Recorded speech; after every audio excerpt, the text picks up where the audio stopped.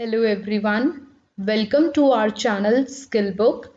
आज हम module image editing and presentation के इम्पॉर्टेंट क्वेश्चंस डिस्कस करेंगे। इस वीडियो में मैंने हर एक क्वेश्चन को बहुत ही डिटेल में डिस्क्राइब किया है। आज इस वीडियो में आप बहुत सारी नई चीज़ें भी सीख पाएंगे और इम्पॉर्टेंट क्वेश्चन रिवाइज भी कर पाएंगे। तो इस वीडियो को लास्ट तक देखना, ये बहुत ही इम्पॉर्टेंट वीडियो है। तो चलिए स्टार्ट करते हैं आज का session. Question number 1. Which item contains text, graphic, charts, sound, video, etc. in PowerPoint?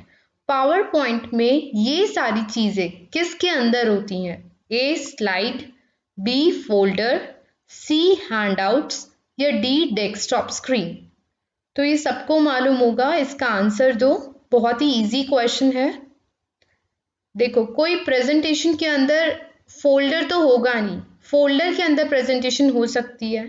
तो फोल्डर के अंदर पावर पॉइंट के अंदर बात हो रही है, तो पावर पॉइंट में किस चीज के अंदर ग्राफिक, चार्ट्स, साउंड, वीडियो और ये सब होगा? तो उसका ऑप्शन फोल्डर तो होगा नहीं। हैंडआउट्स क्या होते हैं? हैंडआउट होते हैं कि जब आप अपना प्रोजेक्ट सबमिट करने जा रहे हो या प्रेजेंटेशन सबमिट करने जा रहे हो, उसके प्रिंट आउट निकाल के आप सबमिट करने जा रहे हो, तो प्रिंट करते टाइम आपके पास ऑप्शन आता है कि आप एक पेज पर कितनी 4, 6, 9 ऐसे अगर स्लाइड प्रिंट करना चाहते हो तो उनको हम हैंडआउट्स बोलते हैं। तो आप हैंडआउट सेलेक्ट करोगे तो आप एक पेज पर 6, 9 इतनी स्लाइड्स जो है या और भी ऑप्शन होते हैं वो सेलेक्ट करके आप प्रिंट कर सकते हो, उनको हम हैंडआउट्स बोलते हैं। डी. Desktop screen. अब डेस्कटॉप स्क्रीन पे ये सारी चीज़ें तो हो सकती हैं लेकिन वो पावर पॉइंट के अंदर नहीं होंगी। तो इसका करेक्ट आंसर है ए. स्लाइड।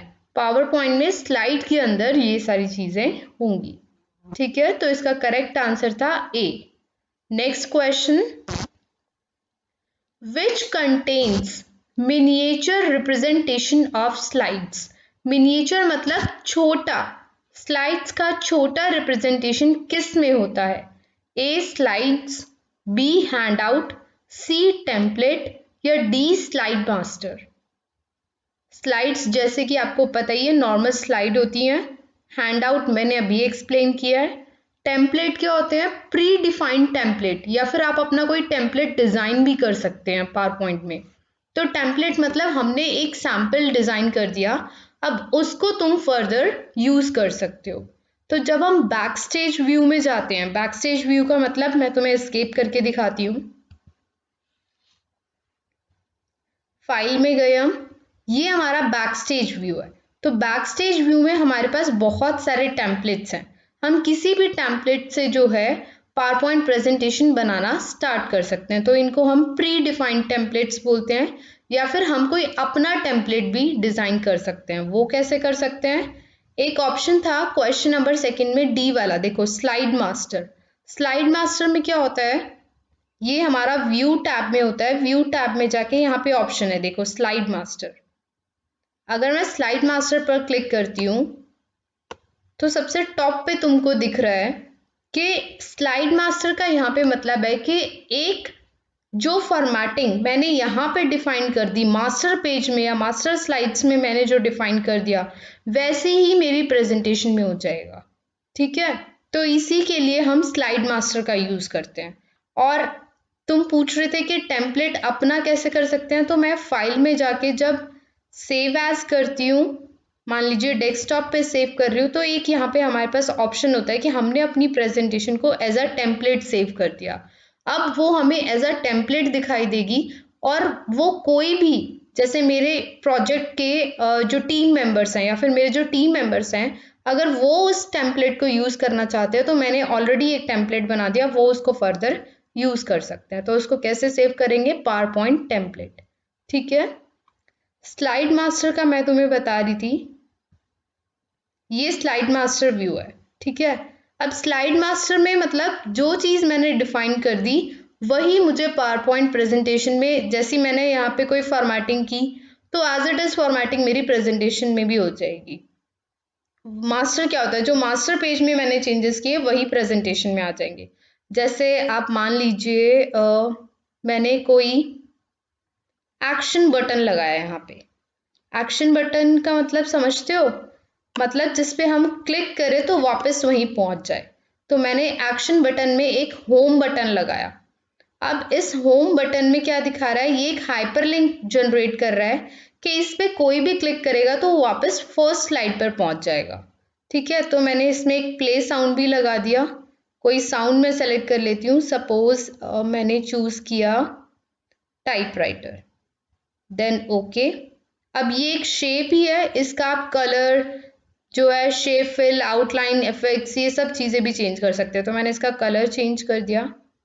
अब ये मेरी मास्टर व्यू में जो है ऐड हो गया, और मैं नॉर्मल अपनी प्रेजेंटेशन में देखूंगी तो वहां पे भी आपको ये एडेड मिलेगा। मैं इसको क्लोज करती हूँ। ये देखिए, दिखाई दे रहा है आपको मेरी सारी स्लाइड्स में जो है वो होम टैब ऐड हो गया। और अब मैं वापस प्रीव्यू पर जाती हूँ। अब प्रीव्यू पर जाने के बाद देखो, मैं होम पर क्लिक करूंगी तो मैं फर्स्ट स्लाइड पर आ जाऊंगी, क्योंकि मैंने लिंक किसका दिया था, फर्स्ट स्लाइड। तो मैंने क्लिक किया, ये देखो आवाज भी आई और मैं फर्स्ट स्लाइड पर पहुंच गई। अब ऐसे ही मैं नेक्स्ट स्लाइड पर गई, यहाँ पे मैंने क्लिक किया, वापस पहुंच गई। तो समझ में आ गया आपको? तो ये था मेरा स्लाइड मास्टर। इसमें पूछा गया था विच contains miniature representation of slide. तो मिनिएचर मतलब छोटा स्लाइड्स को रिप्रेजेंट हम किस में करते हैं, हैंडआउट में करते हैं। ठीक है, मैं हैंडआउट व्यू भी तुमको दिखाती हूँ। एस्केप करती हूँ, कंट्रोल पी से मैं प्रिंट करती हूँ। यहाँ पे प्रिंट ऑल स्लाइड आ रहा है ना। अगर मैं करती हूँ कस्टम रेंज, ठीक है, और यहाँ पे मैंने किया, चलो मैं ऑल स्लाइड्स ही ले लेती हूँ, और फिर मैंने किया, ये आ रहा है ना फुल पेज स्लाइड्स, इसको मैंने कर दिया 6 हॉरिजॉन्टल। तो ये मेरे क्या हुए, ये देखो यहाँ पे तुम्हें दिखाई दे रहा है हैंडआउट्स। ठीक है, तो मैंने 6 पेजेस या 6 स्लाइड्स जो हैं एक ही पेज पर ले लिया। समझ आ गए? तो इसको हम हैंडआउट्स बोलते हैं। इसको मैं बैक करती हूँ, वापस अपने क्वेश्चन पर ही जाते हैं हम। तो इसका करेक्ट आंसर क्या था, मिनिएचर रिप्रेजेंटेशन हम किस में कर सकते हैं, हैंडआउट में, बी। ठीक है, next question, which button is used to add instant animation to the presentation and helps interactive presentation. इनमें से कौन सा बटन जो है इंस्टेंट एनिमेशन ऐड करता है प्रेजेंटेशन में और प्रेजेंटेशन को इंटरैक्टिव बनाता है? A add button, B start button, C insert button, या डी एक्शन बटन। अब मैं इसका हिंट देती हूँ तुम्हें, जो तुम्हें टॉप पर दिखाई दे रहा है वही इसका आंसर है। तो ये कौन सा बटन है, जल्दी से बताओ, अभी मैंने एक्सप्लेन किया है। ऐड बटन ऐड करने के लिए, स्टार्ट करने के लिए, इंसर्ट करने के लिए, कोई भी चीज़ अगर हमें इंसर्ट करनी है, और अगर हमें इंटरैक्टिव और एनिमेशन वाली प्रेजेंटेशन बनानी है तो कौन सा बटन यूज करेंगे, हम एक्शन बटन यूज करेंगे, जो हमने यहाँ पे यूज भी किया है। ठीक है, next question, what type of software program is power point. Power point कैसा सॉफ्टवेयर प्रोग्राम है? A word processor, B spreadsheet, C presentation graphics, या D database management. Obviously database management के लिए हम ये यूज़ नहीं करते हैं, स्प्रेडशीट भी नहीं बोलते हैं इसको, और वर्ड प्रोसेसर भी नहीं बोलते हैं। तो क्या है इसका करेक्ट आंसर? फोर्थ का करेक्ट आंसर है C presentation graphics. Next question, which tool allows user to select different layout for a slide। अगर हमें स्लाइड में डिफरेंट लेआउट सेलेक्ट करने हैं तो हम क्या करेंगे? ए अप्लाई डिजाइन, बुलेट्स लगाएंगे, न्यू स्लाइड लेंगे, या फिर स्लाइड लेआउट लेंगे? जल्दी से बताओ इसका करेक्ट आंसर। ये देखो, स्लाइड में अगर तुम जाते हो तो डिजाइन में तुम्हें दिखाई दे रहा है, डिजाइन में डिजाइन चेंज हो जाता है। ठीक है, बुलेट्स और नंबरिंग अगर हमें कहीं पे लगानी है तो हम बुलेट्स और नंबरिंग का यूज करते हैं। न्यू स्लाइड का भी यूज नहीं करेंगे लेआउट के लिए, किसका यूज करेंगे? स्लाइड लेआउट का। ठीक है, तो इसका करेक्ट आंसर क्या था फिफ्थ क्वेश्चन का? D slide layout. बहुत सारे बच्चों ने करेक्ट आंसर दिया है, very good. Next question, which key is use to stop a power point presentation? कौन सी की यूज होती है पावर पॉइंट प्रेजेंटेशन को स्टॉप करने के लिए? एस्केप, टैब, कंट्रोल या एंटर? अब देखो, मैंने एंटर किया, अगर मैं एंटर प्रेस करती हूँ तो मैं नेक्स्ट स्लाइड पर चली जाऊंगी, ठीक है, तो एंटर से हम नेक्स्ट स्लाइड पे जाते हैं। टैब मैंने प्रेस किया तो कुछ नहीं हो रहा है, ऐसे ही कंट्रोल मैंने प्रेस किया तो कुछ नहीं हो रहा है, और मैं एस्केप करूंगी तो मेरा ये जो स्लाइड शो चल रहा है ये स्टॉप हो जाएगा। तो escape key is used to stop a power point presentation. अगर कोई प्रेजेंटेशन चल रही है तो उसको वापस नॉर्मल व्यू में लाने के लिए हम एस्केप का यूज करते हैं। तो इसका करेक्ट आंसर है ए, एस्केप, ठीक है। Next question, which shortcut key is use to create new presentation in power point? ये सबको आता होगा। Option number A control P, option B control N, option C control M, option D control X. अब देखो, control P से तुम्हें पता है प्रिंट वाला डायलॉग बॉक्स ओपन हो जाता है हमारा। कंट्रोल एम से क्या होता है, न्यू स्लाइड इंसर्ट हो जाती है। जहां पे ये देखो 8th स्लाइड सेलेक्टेड है और मैंने कंट्रोल एम किया, 9th पर हमारी क्या हो गई, न्यू स्लाइड इंसर्ट हो गई। और कंट्रोल एक्स से क्या होगा, कंट्रोल एक्स से ये मेरी 9th स्लाइड है, ठीक है, 8th स्लाइड है, चलो मान लो, तो इसको मैंने अगर कंट्रोल एक्स किया तो ये स्लाइड क्या हो जाएगी, डिलीट हो जाएगी। तो क्वेश्चन नंबर 7 गायब हो गया। तो मैं वापस से कंट्रोल जेड कर देती हूँ। तो इसका करेक्ट आंसर क्या है, कंट्रोल एन से हम क्या बनाते हैं, न्यू प्रेजेंटेशन बनाते हैं, ठीक है। Next question, how many panes are there in back stage view in PowerPoint 2010? ये सारे क्वेश्चन PowerPoint 2010 से रिलेटेड ही है। अभी मैंने तुम्हें स्टार्टिंग में बताया था कि बैक स्टेज व्यू हम किसको बोलते हैं, ये फाइल में जाके जो बैक साइड पे होता है इसको हम क्या कहते हैं, बैक स्टेज व्यू। और क्वेश्चन क्या था कि बैक स्टेज व्यू में कितने पेन्स होते हैं। 2010 की बात हो रही है, ये 19 है, फिर भी मैं तुम्हें दिखाती हूँ। 2010 में क्या होता था, जैसे मान लीजिए ये है एक्सपोर्ट, तो कितने पेन होते हैं, this is first pane, this one is second pane और ये थर्ड पेन। फर्स्ट पेन में क्या होता था कि कोई भी जो हमारी कमांड है वो लिखी होती थी, फिर उसकी सब कमांड हमारी सेकेंड पेन में होती थी, और उस सब कमांड का जो डिस्क्रिप्शन है वो थर्ड पेन में दिया हुआ होता है। तो इन 3 पेन जो है हमारे इसमें होते हैं, बैक स्टेज व्यू में होते हैं। 3 तरीके के पेन होते हैं, क्लियर है। तो इसका करेक्ट आंसर तो अब तुम्हें मालूम ही पड़ गया होगा। 8th क्वेश्चन का करेक्ट आंसर है A3, क्लियर है सबको। Next question, which menu is used to apply various effects to the text in a slide? Text के ऊपर अगर हमें बहुत सारे इफेक्ट्स करने हैं तो हम क्या यूज करेंगे, A animation, B design, C transition या D स्लाइड शो? किसी भी टेक्स्ट के ऊपर अगर हमें करना है तो हम क्या करेंगे, डिजाइन जो है वो पूरी स्लाइड पे लगता है, ट्रांजिशन भी हमारा क्या होता है, ट्रांजिशन मतलब मूवमेंट एक स्लाइड से दूसरे स्लाइड पे, और स्लाइड शो तो सबको ही मालूम है। तो इफेक्ट्स के लिए हम कौन सा मेन्यू यूज करते हैं, एनिमेशन यूज करते हैं। जैसे मैं तुम्हें एक इमेज पे भी करके दिखाती हूँ, इसको मैंने एस्केप किया और 9th स्लाइड में ही मान लीजिए, या फिर एक न्यू स्लाइड में ले लेती हूँ, या एक हम इमेज इंसर्ट कर लेते हैं, सपोज हमने ये किया, ठीक है। अब मैं क्या करने जा रही थी, इसमें एनिमेशन करने जा रही थी, तो मैंने एनिमेशन पे क्लिक किया, एनिमेशन टैब पे, और अब ये मेरे पास 3 तरीके के ऑप्शन है, ठीक है। तो मैंने यहाँ से चूज कर लिया, आप कोई भी चूज कर सकते हैं अपने अकॉर्डिंग।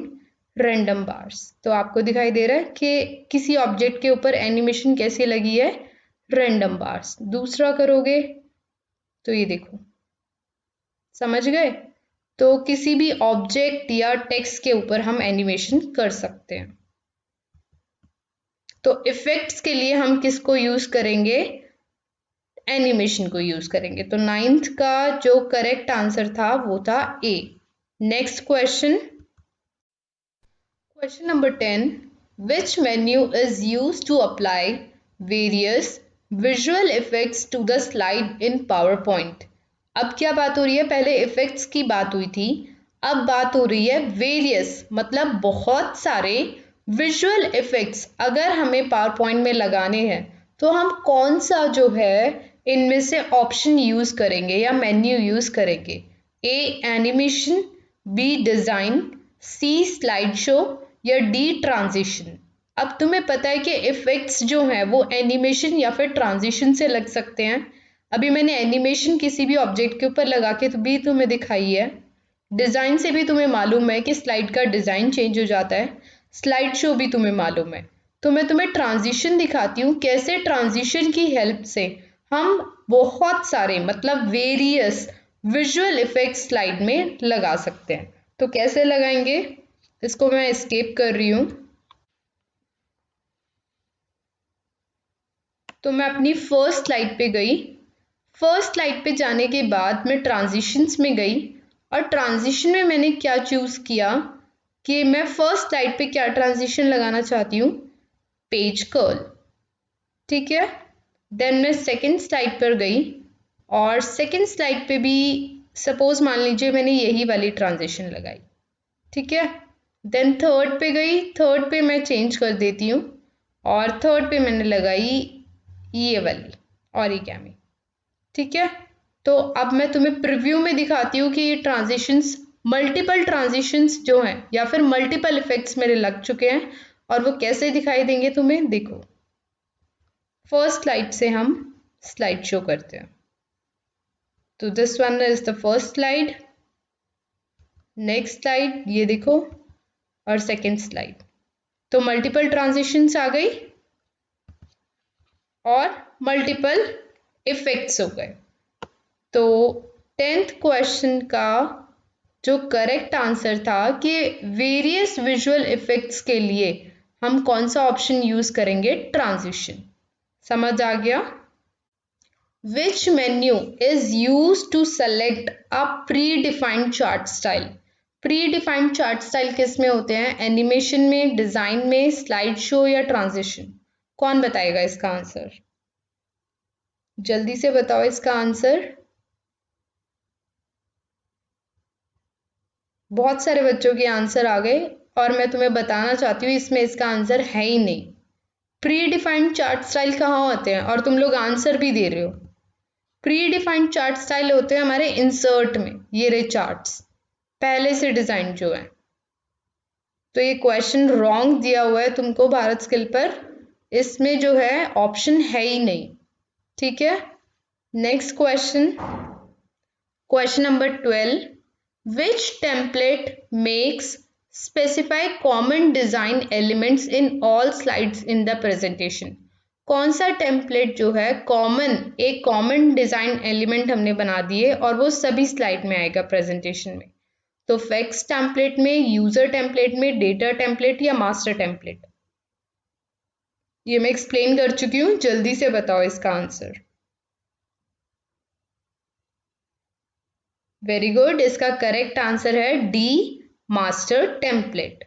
ठीक है, नेक्स्ट क्वेश्चन और ये लास्ट क्वेश्चन है, question number 13, which combination of key is used to show the laser pointer during slide show.